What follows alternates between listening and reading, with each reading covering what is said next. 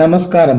మనం కట్టుకథల్ని నమ్ముతూ, మూఢాచారాల్ని నమ్ముతూ, మనువాదులు చెప్పిన కట్టు కథలకు ప్రభావితులైపోయి పండగలు చేసుకుంటున్న విషయం అప్పుడప్పుడు మాట్లాడుకుంటూనే ఉన్నాం. అలాంటిదే హోళీ పండుగ కూడా ఒకటి. ఈ హోళీ పండుగ నాడు ఏం చేస్తాము?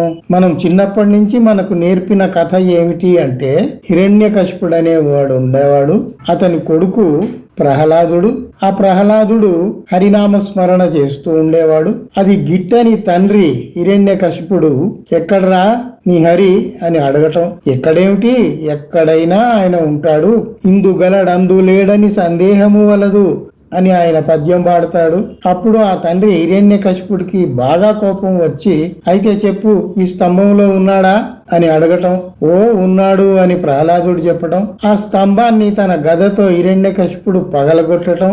అందులో నుంచి నరసింహావతారం బయటికి రావటం. నరసింహావతారం ఏమిటి, అంతా మనిషే, కానీ తల మాత్రం సింహం తల ఉంటుంది. అట్లాంటి ఒక అవతారం బయటికి వచ్చి ఆ హిరణ్యకశిపుణ్ణి పొట్టజీల్చి చంపటం జరుగుతుంది. ఈ సంఘటన, ఈ కథ మనకు చిన్నప్పుడు చెప్పి హోళీ పండుగ ఎందుకే చేస్తున్నాము అని చెప్పారు.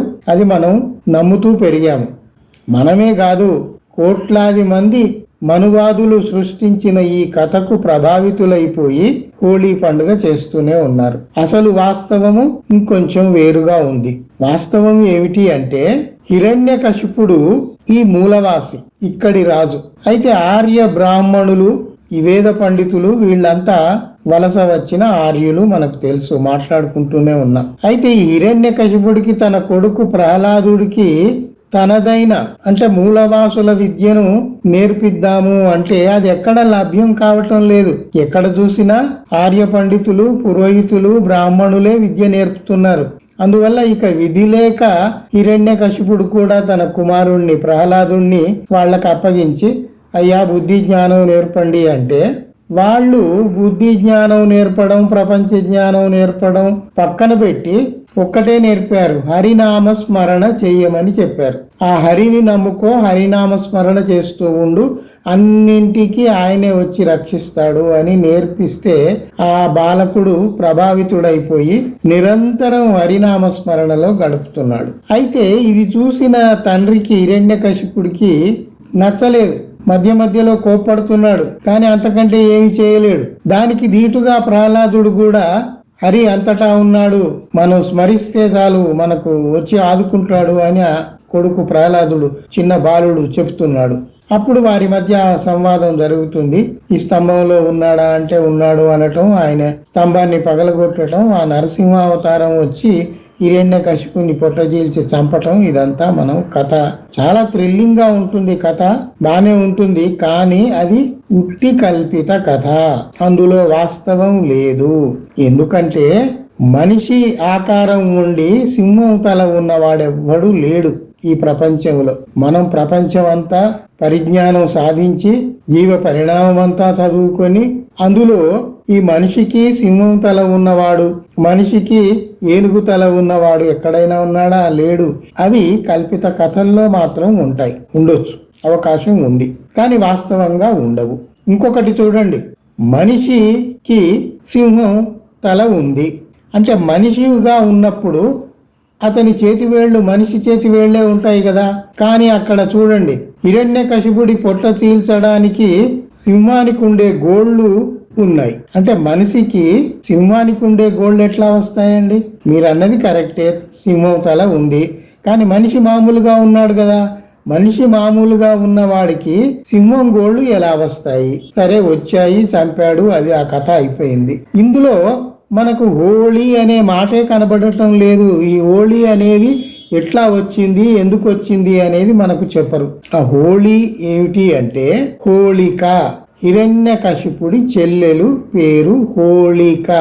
ఈ హోళిక ఏం చేస్తుంది అంటే, ప్రహ్లాదుడు మేనల్లుడు అవుతాడు కదా, అన్న కొడుకు. అన్న చెబుతూ ఉంటే వీడు కుర్రవాడు వినటం లేదు అని హోళిక వచ్చి కల్పించుకుని నానా అది తప్పు, మీ నాన్నగారు చెప్పేదే వినాలి, నువ్వు నాన్నగారు ఒకటి చెప్తుంటే నువ్వేమో మీ గురువులు చెప్పారని హరినామ స్మరణ చేస్తున్నావు అని మెత్తగా దగ్గరికి తీసుకుని ప్రేమగా బుజ్జగించి చెప్తూ ఉంటే ఆ పిల్లవాడు కొంతలో కొంత ప్రభావితం అవుతున్నాడు అనేది ఈ పండిత పురోహితులు మనువాదులైన వాళ్ళు గ్రహించి ఇక్కడ మన కుట్ర విఫలమవుతుంది కదా, ఆ కొడుకును మన వశం చేసుకుని రాజును బలహీనపరచాలని మనం పన్నిన కుట్ర ఏదైతే ఉందో అది ఫలించకుండా పోతుందేమో.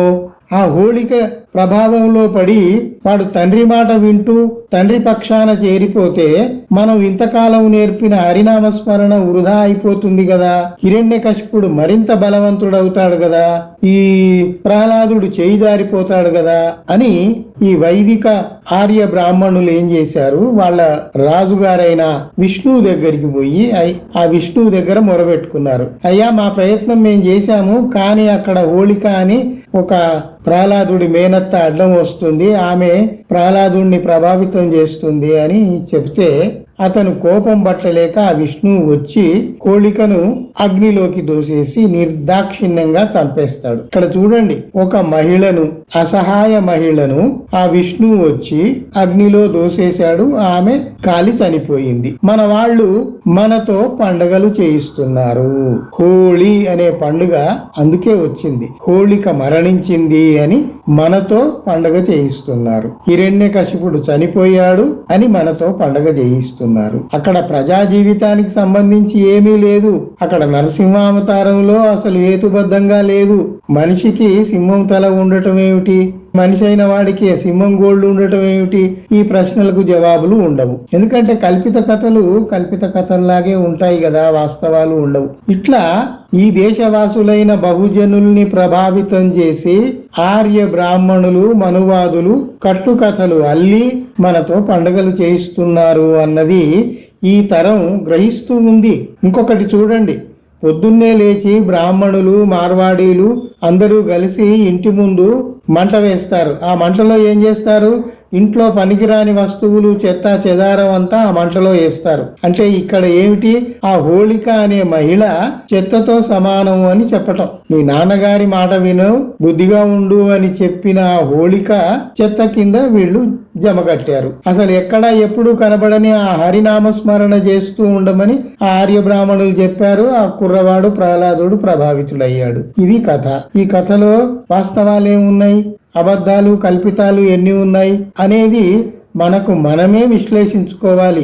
ఇవి నిజంగా మనకు పనికొచ్చే పండుగలా అనేది ఆలోచించుకోవాలి. మనం ఈ 21st సెంచరీలో ఏం చేయాలి, మానవ ప్రగతికి ఏదైతే దోహదం చేస్తున్నాయో వాటిని సెలబ్రేట్ చేసుకోవాలి. సైన్స్ డే జరుపుకోవాలి, హ్యూమనిస్ట్ డే జరుపుకోవాలి, సైంటిఫిక్ టెంపర్ డే జరుపుకోవాలి, ఫిలసాఫికల్ డే జరుపుకోవాలి. ఇట్లాంటివి చాలా ఉన్నాయి.